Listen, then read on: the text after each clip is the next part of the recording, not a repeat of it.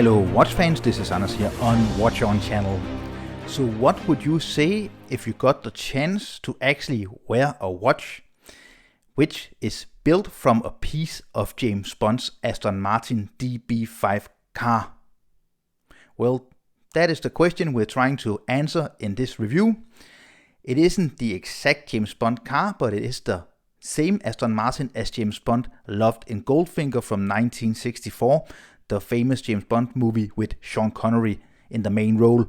So this is a watch from the French microbrand Atelier Jalaper, and as you can see, it comes in this nice leather box here. I'm going to incorporate a full unboxing because the box and what you get is really great. So let's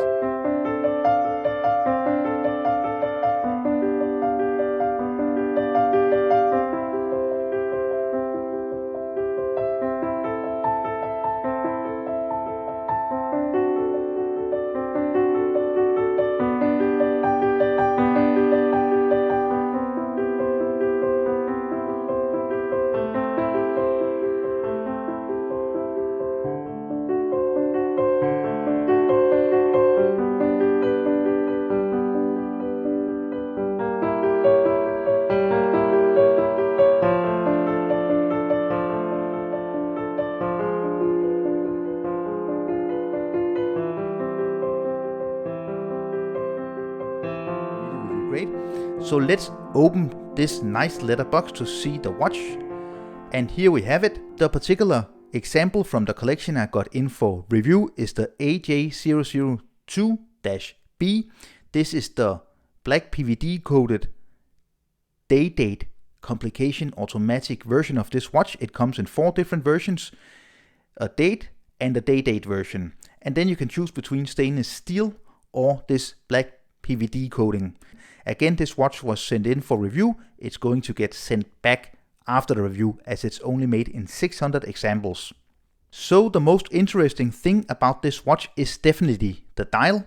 As you can see here, a really nice patina, a nice texture to the dial. That is because the dial, the metal part here, which is cut out here, you can see, is actually made from the bonnet of an Aston Martin DB5. And here we have the watch up closer. You can see the main feature of this watch is definitely the dial. You get this really nice cutout. You see the silver colored, which is the part from the Aston Martin, really nice scratch and patina here. You also see, when you see the close-up pictures now, that actually the numerals and the name and the logo of Atelier Jalaper is really nicely patinaed also, so it really looks like it's part of an old car or it came from an old car. Then you see the other part is this really nice, almost kind of cobblestone texture, which looks really great. And then we have a day complication at 12 o'clock. We have simple baton style silver hands. Actually, when I first saw this watch, I thought the contrast wasn't good enough to actually read the time. But when you get more acquainted to the watch, the high polish of the hands, of the minute and hour hand, maybe you can sense it here in the lighting, the studio lighting, they are really so shiny and so high polished that they give a really nice contrast. And then you have the red second hand to give a little bit of color to the dial. It almost looks like you're actually counting the speed of your Aston Martin DB5 with 10, 20, 40, 45 and 50 miles per hour. You see the case here, nice satin finished black PVD. And on the side here, you see the number. This is 009 out of 600. Just think to be the very lucky person to get the 007 out of 600. That would be pretty cool. This is by no way associated to James Bond or the James Bond movie franchise, but it has a lot of links towards the James Bond movie franchise because of the Sean Connery Goldfinger Aston Martin DB5 car, maybe the most famous of all James Bond cars during the history of James Bond. On the other side, you get the signed crown. You see the crown is placed very much inside of the case.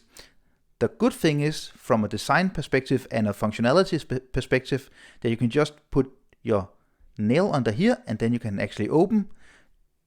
You get a really nice, slightly domed sapphire crystal. I really like the AR treatment, if there is any AR treatment, because it has a really nice kind of glow and shine really nice sapphire crystal on this watch. Turn the watch over and we get the sapphire crystal on the other side. All the different information.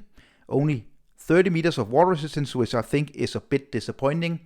It takes very little to just up it to 50 or 100 meters, and that would be a really, really nice thing. We see the movement here, completely uninspired. I really also am disappointed that they didn't do anything with the movement. At least just put in your own customary rotor, maybe with an Aston Martin engraving or something like that. This is straight out of the box. And my AJ002 automatic movement with 21,600 vibrations per hour and a power reserve of 42 hours. This isn't a very expensive movement, but let's just have a look at the accuracy test on my time grapher. As you can see here, between 1 and 3 seconds plus per day, almost no beat error. So I am guessing that they do actually regulate these movements. So even though it isn't the most interesting movement, it's a very useful movement with the day-date complication. And even though they didn't actually decorate it, you get really, really nice accuracy and performance with this movement. And that is, of course, the most important thing. So also having a look at this really nice racing leather strap. Straight out of the box, it was very soft, but still it feels really nice with the quality. Extremely nice stitching. You get the holes here, typical for racing straps, also on the other side. And then you get a nice PVD treated simple pin buckle here.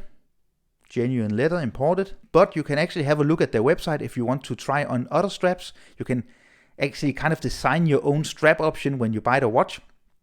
Personally, I think it looks amazing on one of those James Bond NATO straps that they offer. It really just looks cool and kind of gives a lot of James Bond vibe to this watch. So before I reveal the price and get into my final comments about this interesting microband watch from Atelier Jalaper, I think we should just talk a little about the Aston Martin DB5, because it's not completely easy to make this watch from the bonnet of this car.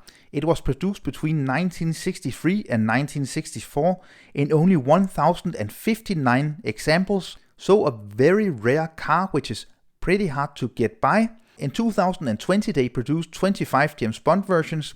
One of these James Bond versions was actually sold at auction for $3.5 million. But I researched and you can actually get examples of this car, at least that's what I read, between $579,000 and $744,000. So getting a part of this car isn't by no way a cheap feature. It is definitely an expensive way to make a dial. You could easily make a lot of other dial types, but making a dial out of such a rare and expensive car, a car that is more than 60 years old or approximately 60 years old, is quite a feature. And if you're into James Bond, if you're into Aston Martin, if you're into having something very unique and special on your wrist, then this watch is definitely something you should look into. So the price and my final comments. So the price for the day-date version is 1,150 euros, which is approximately $1,300. If you want only the date version, then you pay 880 euros, which is approximately $1,000. So it's by no way a cheap watch. And when you don't get a more interesting movement, I think it's a bit on the stiff, on the expensive side. On the other hand, it's very limited to only 600 examples. No more examples are ever made. And you get a very, very rare piece of a very famous and very, very interesting car on the dial and then on your wrist. So that is kind of what is actually justifying the rather high price of this watch. And here we have the watch on my 17.5 centimeter wrist circumference. It wears really nicely. It's not very heavy. It feels very light and it just really fits my wrist well. I like the PVD treated case here. It gives a really nice stealth kind of James Bond look. Of course, also some dimensions. It is 39 millimeters in diameter. It is 13 millimeters thick. You have a lock width here of 18 millimeters, so you can easily find other straps and maybe additional NATO straps. You can look at their website if you want another strap, but I can definitely recommend this leather strap. It's really good. And then approximately 49 millimeters from lock tip to lock tip, which is a measurement that kind of surprised me because it feels very much like a 39mm watch, and usually they are between maybe 46 and 48 millimeters lock to lock, but it's definitely not too big. So all in all, it wears really nicely. So to conclude this review, this is a very special watch. This is a part of history. This is a part of James Bond and part of car history. And with only 600 examples made, you really need to get one if you're interested in all of this.